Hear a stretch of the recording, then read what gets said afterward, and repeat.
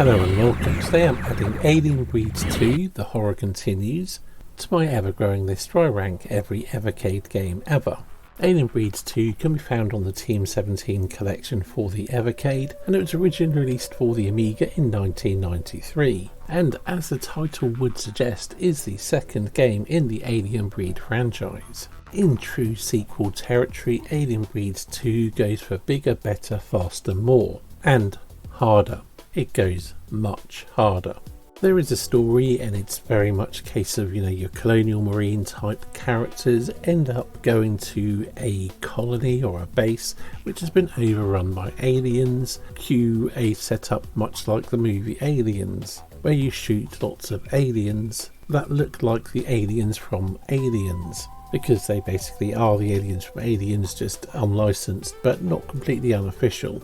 Apparently they did, Team 17 did look at getting the license for Aliens and were just told, yeah, just do it, sort of thing, giving it an unofficial nod from 20th Century Fox or something. But that was for the first game, but it still applies to the rest of the series, I guess. And I suppose at that point so many games and films had ripped off Alien, it's just like, well, unless you can go for a full license and it's going to be worth lots of money, why bother? But whatever, I'm going off topic.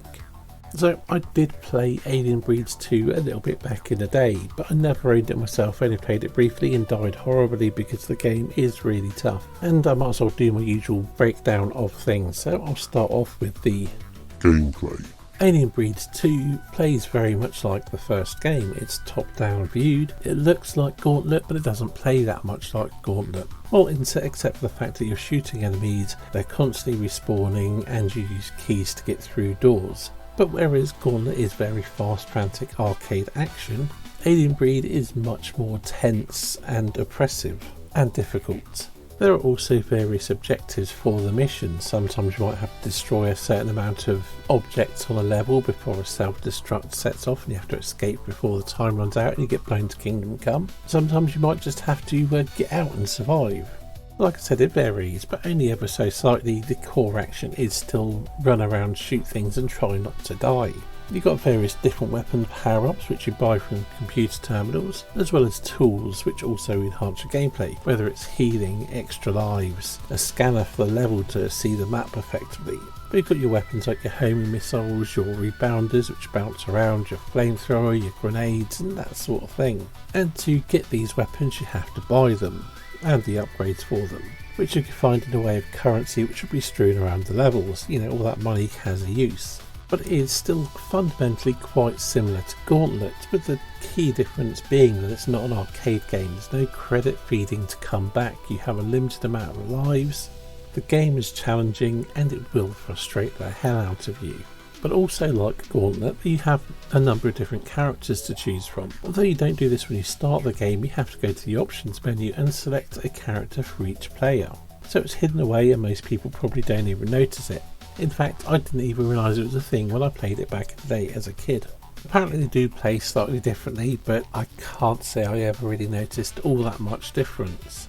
Now you get some couple of different visual looks, I guess. Anyway, I mentioned about how difficult the game is, and it was really brutal to begin with. You'll probably die on the first level and get through all of your lives before you've even found your way into the complex that's been overrun by aliens. You start off on the surface of the planet and there are these sort of robotic drone things flying around that will shoot at you, as well as meteors crash into the ground, and you'll probably die a lot. And once you get past that level and you get into the complex, your initial weapon isn't all that good. You'll be shooting enemies but they'll be constantly respawning, attacking you, shooting at you, and yeah, it gets off to a really rough start. And it's not until you get enough money to be able to upgrade your weapon and you start really beginning to feel like you can fight back. But even then, it will probably give you a bit of a challenge, unless you use the various cheats the game has to offer to give you more credits so you can buy better weapons, give you more lives and so on and so forth. And that's the only way I could really make a dent in this game.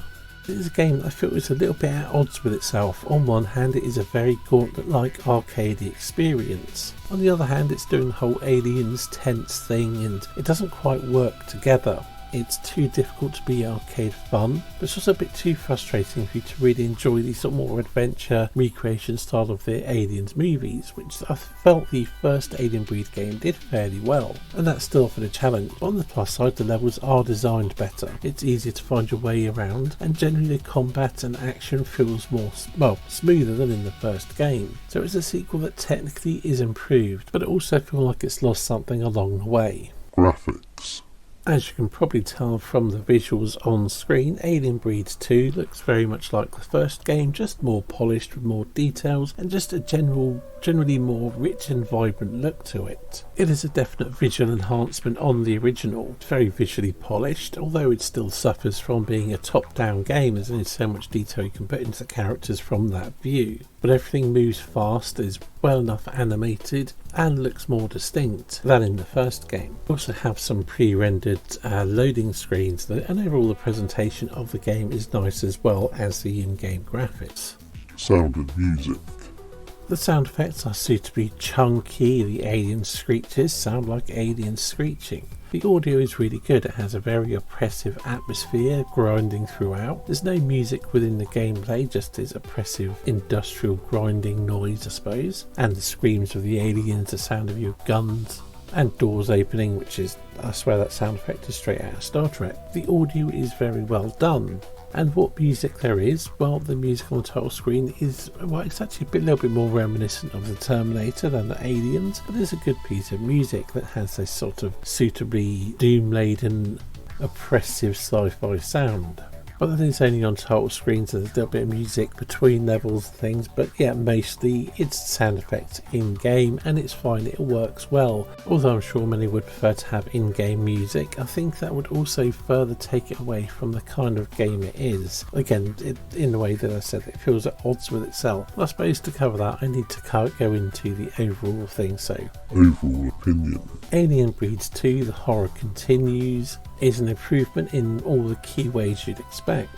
Better graphics, better sound, better level design, but it's really hindered by the punishing difficulty and the fact that it almost feels like the designers didn't know whether they wanted to make an arcade style shoot 'em up or gauntlet alike with a lot of blasting and action, or a tense, oppressive adventure, and it doesn't quite succeed at either. But if you play it using the cheats or abusing the save states, you can definitely have some fun with it and enjoy the blasting action, which is what I did. Do I like it? Well, I like Aliens, I like Alien Breed, the first game, and I like the third game, so yeah, I do like it, but I'm certainly not immune to its flaws because the game is very frustrating.